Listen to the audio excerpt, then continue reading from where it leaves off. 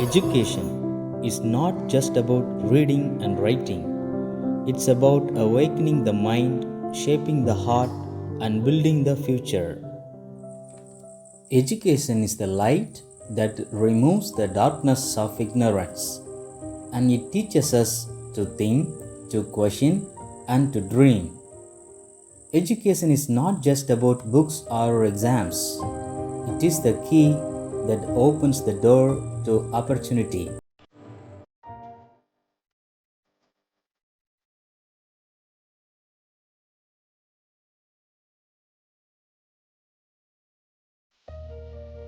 But behind every educated mind stands a teacher.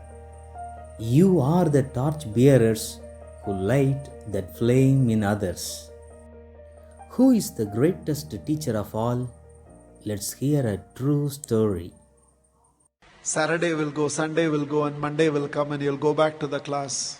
And like this teacher by name Mrs. Thompson entered the class for the first time. And she had this habit of starting her class by saying, "Love you all." But she knew she was lying because she could not feel that love for one of the students in the class who was very unkept, untidy. And there was nothing in the child that drew attention from Mrs. Thompson. She was little indifferent to the child. She picked him for every negative example and ignored him for all the positive reasons. That year, she had written the progress report for the first quarter. And it was a system in the school that the headmasters have to countersign every progress report.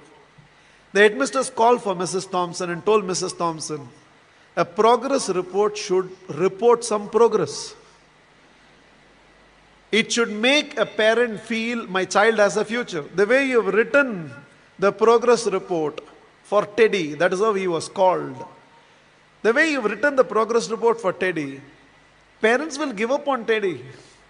Mrs. Thompson immediately said, there's nothing I can do. I have nothing positive to write about the child. Immediately, the headmasters asked the administrative staff of the school to trace the old year progress reports of Teddy and send it across to Mrs. Thompson's class.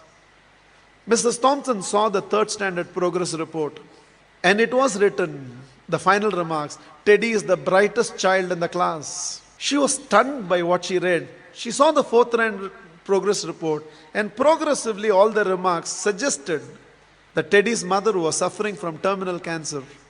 She is not able to give the attention she used to give to Teddy, and it's just beginning to show up on the performance of Teddy. The fifth standard progress report read, Teddy had lost his mother and along with that himself. He desperately needs help, otherwise we will lose this child. By then there were tears in the eyes of Mrs. Thompson. She looked at the principal and said, I know what to do. And she went back to the class. Probably it was a Monday morning. She walked into the class and again from the dais of the class, looked at the class and said, love you all. But she knew she was lying. The love she was feeling for Teddy right now was far, far greater than the rest of the class. She decided that she is going to change her approach. For every positive reason, Teddy's name was called. There was no more a negative reference to the whole thing. The last day of the school came. All the children had brought some gifts for the teacher. There was only one gift which was wrapped up in an old newspaper. Somehow, the sense of a teacher, she knew that it must be from Teddy. She opened that first.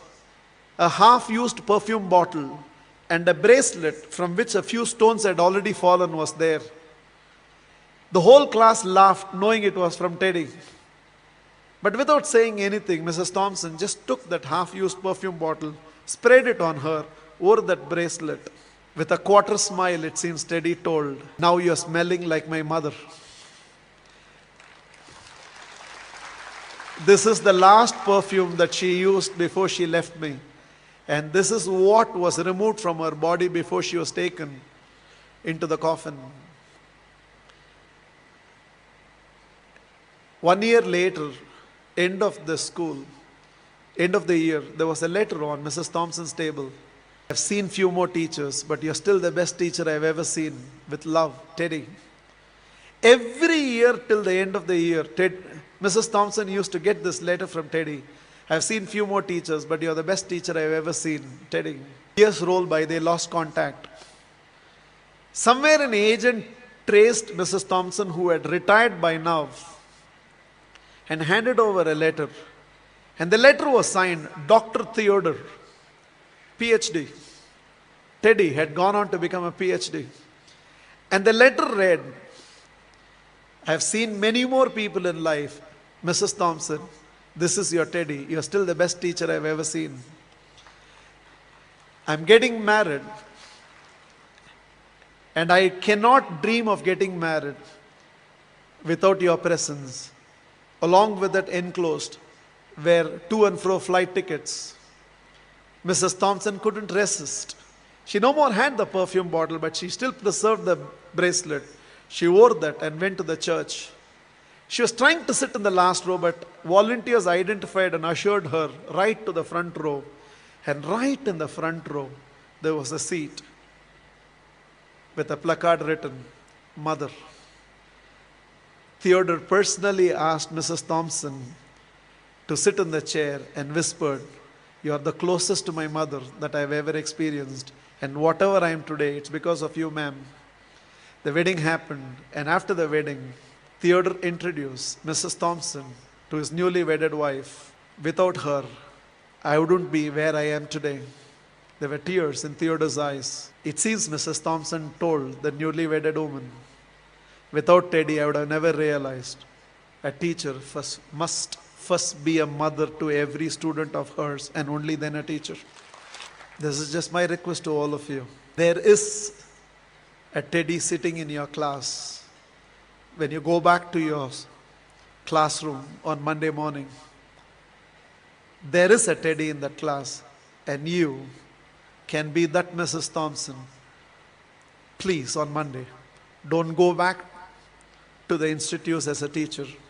Go back as a parent who can also be a teacher and be a turning point in the life of those children. You plus me.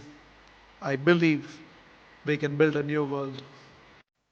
When a child learns to read, a new world opens.